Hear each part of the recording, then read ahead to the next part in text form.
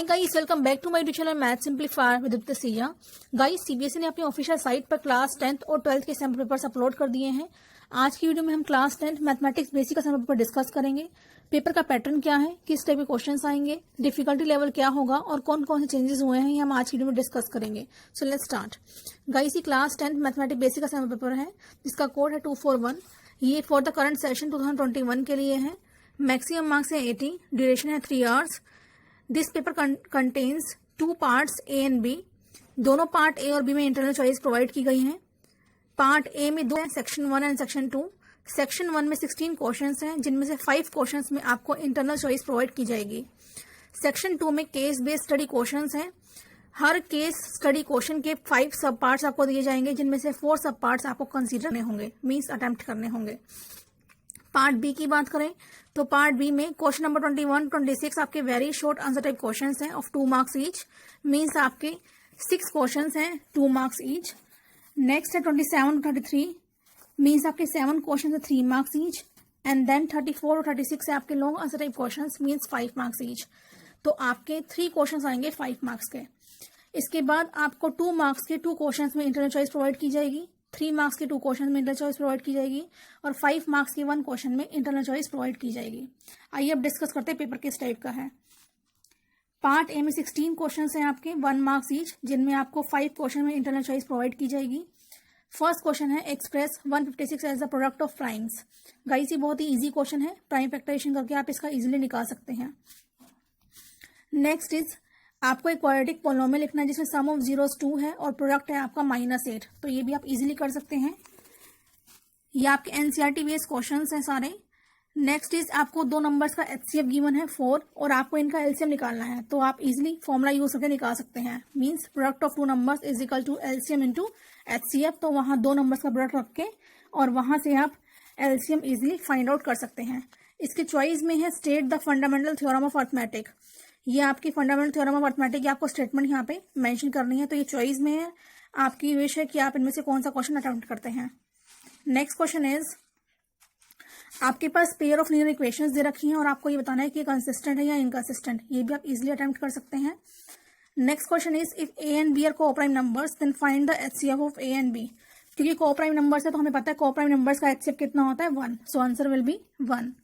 Next आपका है find the area of a sector of a circle. अगर radius 6 centimetre है और एरिया एंगल ऑफ सेक्टर आपको 60 डिग्री दे रखा है, तो ये भी आप इजीली निकाल सकते हैं बाय यूजिंग द फॉर्मूला। इसकी चॉइस में आपको क्वेश्चन दे रखा है a horse tied to a pole with 28 metre long रोप।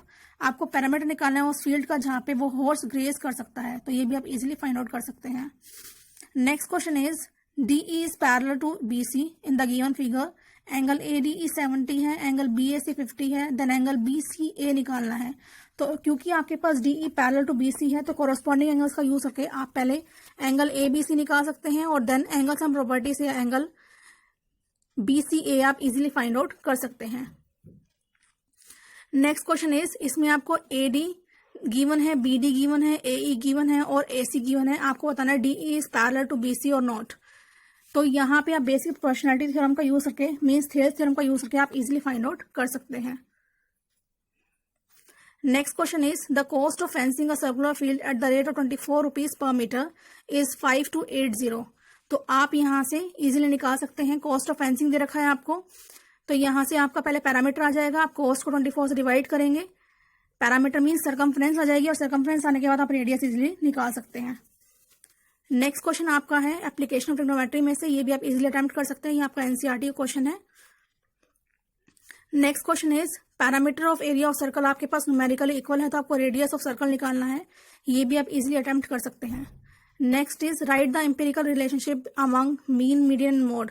तो एम्पेरिकल रिलेशनशिप आप इजीली राइट डाउन कर सकते हैं, that is 3 median minus 2 mean is equal to mode. Next है आपका कंस्ट्रक्शन पे बेस्ड क्वेश्चन है, क्वेश्चन नंबर 12। क्वेश्चन नंबर 13 आपका चैप्टर नंबर 3 से है। आपको पी की वैल्यू निकालनी है, पेयर ऑफ लीनियर इक्वेशंस दे रखा है और अगर आपका यूनिक सॉल्यूशन गिवन है तो आपको पी की वैल्यू फाइंड आउट करनी है। और इसके चॉइस में भी आपको पेयर ऑफ लीनियर इक्वेशंस दे रखा है, तो आपको बताना है किस टाइप की स्ट्रेट लाइंस बनेंगी, तो ये भी आप इजीली अटेम्प्ट कर सकते हैं। नेक्स्ट 14th क्वेश्चन आपका प्रोबेबिलिटी में से है। 15 क्वेश्चन आपका एप्लीकेशन ऑफ ट्रिग्नोमेट्री में से है। नेक्स्ट 16 क्वेश्चन है probability of an event E plus probability of an event E not is always equal to 1। ये आपका हमेशा 1 के इक्वल होता है। नेक्स्ट आपका जो सेक्शन ऐड हुआ है वो है केस स्टडी क्वेश्चंस का। ये क्वेश्चंस आपको ध्यान से अटेम्प्ट करने हैं। ये बहुत ही इजी हैं अगर आप इनको ध्यान से पढ़ें। फर्स्ट क्वेश्चन कंसीडर करते हैं। Mathematics teacher of a school took her 10th standard student to show Red Fort. The teacher said that in this monument one can find the combination of solid figures. There are 2 pillars which are cylindrical in shape, 2 domes of the corners which are hemispherical, and 7 smaller domes at the center. तो आपको इन questions का answer देना है। How much cloth material will be required to cover 2 big domes, each of radius 2.5 meters. So guys ये आप easily कर सकते हैं। डोम किस शेप में होता है? हेमिस्फेरिकल शेप में होता है। तो वहां से आप एक डोम का के लिए जो क्लॉथ रिक्वायर्ड है वो निकाल के 2 से मल्टीप्लाई कर देंगे, आपका आंसर आ जाएगा। नेक्स्ट है formula for finding the volume of cylindrical pillar. तो फॉर्मूला क्या होता है? That is pi r square h. Next है आपका लेटरल सरफेस एरिया निकालना है ऑफ 2 पिलर्स का। आपको हाइट ऑफ पिलर दे रखा है, रेडियस ऑफ बेस दे रखा है। तो आप एक पिलर का निकालने के बाद आप उसको 2 से मल्टीप्लाई कर देंगे। और लेटरल सरफेस एरिया की पिलर आपका सिलेंड्रिकल शेप में है जो कि ऊपर मेंशन है, इसलिए आपको क्वेश्चन को ध्यान से पढ़ना है। क्वेश्चन को ध्यान से पढ़ने के बाद आप इन क्वेश्चंस को बहुत इजीली अटेम्प्ट कर सकते हैं। पिलर्स आपके पास ऊपर गिवन है कि सिलेंड्रिकल शेप में है, तो आपको सिलेंडर का लेटरल सरफेस एरिया निकालना है। एक का निकालने के बाद 2 से मल्टीप्लाई कर देना है और आपका 2 पिलर्स का लेटरल सरफेस एरिया आ जाएगा। नेक्स्ट है आपका वॉल्यूम ऑफ हेमिस्फीयर निकालना है। अगर रेडियस ऑफ बेस 3.5 मीटर है तो वो आप इजीली निकाल सकते हैं। नेक्स्ट है आपके पास 5th पार्ट में आपको रेडियस 1 के 2 हेमिस्फीयर्स के वॉल्यूम का सम निकालना है और उसका रेशो निकालना है फिर to the sphere of radius to the volume of the sphere of radius 2 centimetre. तो आप ये इजीली कर सकते हैं। Now the next question is 18th question. ये भी आपका केस स्टडी क्वेश्चन है। इस क्वेश्चन में क्या दे रखा है आपको? Saplings of gulmohar are planted. Class 10 students of a secondary school in Krishnanagar have been allotted a rectangular garden for a land for gardener activity.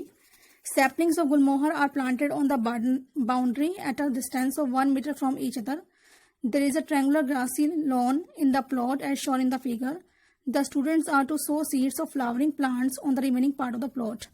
ये आपके पास एक रेक्टेंगुलर गार्डन दे रखा है जहाँ पे एक ट्रायंगुलर ग्रासी लॉन है प्लॉट के अंदर और सैपलिंग्स प्लांट की गई हैं 1 मीटर के डिस्टेंस पे। तो आपको इन क्वेश्चंस का आंसर देना है। यहाँ पे ए को ओरिजिन कंसिडर किया गया है, तो इन क्वेश्चंस का आंसर आप बहुत ही इजीली दे सकते हैं क्योंकि यहाँ पे सिर्फ आपको कोऑर्डिनेट्स फाइंड आउट करने हैं। गाइस इन क्वेश्चंस का आंसर आपको सेल्फ देना है। Next question is 19th question. Rahul is studying in 10th standard. He is making a kite to fly it on Sunday. Few questions to his mind came to his mind while making the kite. Give answers to his questions by looking at the figure. आपको इन questions का answer देना है related to kite. First question is Rahul tied the sticks at which angle to each other. Rahul ने sticks को tie किया है तो वो किस एंगल पे किया है? दैट इज 90 डिग्री एंगल, क्योंकि डायगोनल्स जो होते हैं काइट के वो 90 डिग्री के एंगल पे टाई होते हैं। Next question is which is the correct similarity criterion applicable for smaller triangles at the upper part of this kite. इस काइट के अपर पार्ट में जो स्मॉलर ट्राइंगल्स है वहाँ पे कौन सा सिमिलरिटी क्राइटेरियन एप्लीकेबल होगा? सो गाइज ये आपको सेल्फ करना है। ये आप इजीली बता सकते हैं कि स्मॉलर ट्राइंगल्स में कौन सा सिमिलरिटी क्राइटेरियन है। Next question is sides of 2 similar triangles are in the ratio 4:9। Corresponding medians of these triangles are in the ratio. तो गाइज जो सिमिलर ट्राइंगल्स होते हैं उनकी साइड जिस रेशो में होती हैं कोरस्पॉन्डिंग मीडियंस भी उसी रेशो में होती हैं। So answer will be 4:9। Next question is in a triangle if square of one side is equal to the square of sum of squares of other 2 sides, then the angle opposite the first side is a right angle. This theorem is called, as we all know, this is called converse of Pythagoras theorem. Next question is what is the area of the kite formed by 2 perpendicular sticks of length 6 cm and 8 cm. आपको kite का area निकालना है तो guys ये आप easily कर सकते हैं। सो गाइज ये बहुत ही इजी क्वेश्चन है, सिर्फ आपको कॉन्सेप्ट को ध्यान से समझना है और बेसिक कॉन्सेप्ट आपको क्लियर होने चाहिए इसके लिए। तो आप केस स्टडी बेस्ड क्वेश्चंस को बहुत ही इजीली कर सकते हैं। नेक्स्ट है, due to heavy storm an electric wire got bend as show in the figure, it followed a mathematical shape, answer the following questions. सबसे पहले जो शेप बनी है वायर बेंड होने के बाद, इस शेप का नाम बताना है। This is parabola as we all know. Next is how many zeros are there for the polynomial shape of the wire, कितने जीरोज होंगे इस पॉलिनोमियल के लिए, तो जितने पॉइंट्स पर ये एक्स एक्सिस को कट करेगा उतने इसके जीरोज हो जाएंगे। 2 पॉइंट्स पे एक्स एक्सिस को कट कर रहा है तो इसलिए 2 जीरोज होंगे, so answer is 2। Now the third part is the zeros of the polynomial are, zeros कौन कौन से होंगे, एक तो ये -1 पॉइंट पे कट कर रहा है और एक आपका 3 पॉइंट पे कट कर रहा है, तो -1 3 इसके जीरोज हो जाएंगे। Next question is what will be the expression of the polynomial. अब क्योंकि आपको जीरोज मिल गए हैं तो आप पॉलिनोमियल का एक्सप्रेशन इजीली फाइंड आउट कर सकते हैं। Now next question is what is the value of the polynomial if x is equal to -1। अब क्योंकि पॉलिनोमियल आपको मिल गया है प्रीवियस क्वेश्चन में, तो आप x इज इक्वल टू -1 पे इसकी वैल्यू इजीली फाइंड आउट कर सकते हैं। Now next is part B. Part B में आपको questions and all questions are compulsory. इनमें 2 क्वेश्चंस में आपको इंटरनल चॉइस दी गई है। First question is find the coordinates of the point which divide the line segment joining the points 4, -3, 8, 5 in the ratio 3:1 internally. तो ये coordinate geometry का question है, ये आप इजीली अटेम्प्ट कर सकते हैं। नेक्स्ट वन भी आपका कोऑर्डिनेट ज्योमेट्री का क्वेश्चन है। नाउ इट्स 22nd क्वेश्चन, ये भी आप इजीली अटेम्प्ट कर सकते हैं, ये आपका एनसीईआरटी का बेस क्वेश्चन है। Next is 23rd question, a quadrilateral ABCD is drawn to circumscribe a circle, prove करना है आपको AB + CD is equal to AD + BC। ये भी आपका एनसीईआरटी के एक्सरसाइज का क्वेश्चन है, ये सर्कल्स चैप्टर से है। नेक्स्ट क्वेश्चन 24th आपका कंस्ट्रक्शन चैप्टर से है। 25th क्वेश्चन आपका ट्रिग्नोमेट्री चैप्टर से है, चैप्टर नंबर 8, और दोनों क्वेश्चंस आपके एनसीईआरटी से हैं। नेक्स्ट 26 क्वेश्चन आपका अर्थमेटिक प्रोग्रेशन में से है। नाउ 27th क्वेश्चन आपका फर्स्ट चैप्टर से है, जिसमें प्रूफ करना है आपको √3 is an irrational number. 28th question आपका एनसीईआरटी में से है, एग्जाम्पल है आपका सर्कल चैप्टर से। 29th क्वेश्चन में आपका अर्थमेटिक प्रोग्रेशन में से है। 30th में आपको इंटरनल चॉइस प्रोवाइड की गई है और ये आपका प्रोबेबिलिटी चैप्टर से है। 31st क्वेश्चन है आप years of radii 6 centimetre, 8 centimetre and 10 centimetre respectively are melted to form a solid sphere, find the radius of the resulting sphere. ये भी आप इजीली फाइंड आउट कर सकते हैं। 32 क्वेश्चन आपका ट्रिग्नोमेट्री चैप्टर से है। 33 क्वेश्चन में आपको इंटरनल चॉइस प्रोवाइड की गई है, तो आप इनमें से जो चाहें आप वो ऑप्शन ऑप्ट कर सकते हैं, वो क्वेश्चन आप ऑप्ट कर सकते हैं। नेक्स्ट इज 34th क्वेश्चन में आपको आपका सम एप्लीकेशन ऑफ ट्रिग्नोमेट्री में से लिया गया है और इसमें आपको इंटरनल चॉइस प्रोवाइड की गई है। 35th क्वेश्चन आपका अर्थमेटिक प्रोग्रेशन में चैप्टर में से है एंड 36 क्वेश्चन आपका लास्ट चैप्टर से है, that is statistics. 14 chapter statistics से है। सो गाइस, ये था आपका मैथमेटिक बेसिक का सैम्पल पेपर। आई होप आपके सारे डाउट्स क्लियर हो गए होंगे, specially regarding the case study. Guys, case study के लिए आपको बेसिक कॉन्सेप्ट क्लियर होने जरूरी हैं। अगर आपके बेसिक कॉन्सेप्ट क्लियर है तो आप केस स्टडी क्वेश्चन बहुत ही इजीली सॉल्व कर सकते हैं। Thank you guys for watching this video.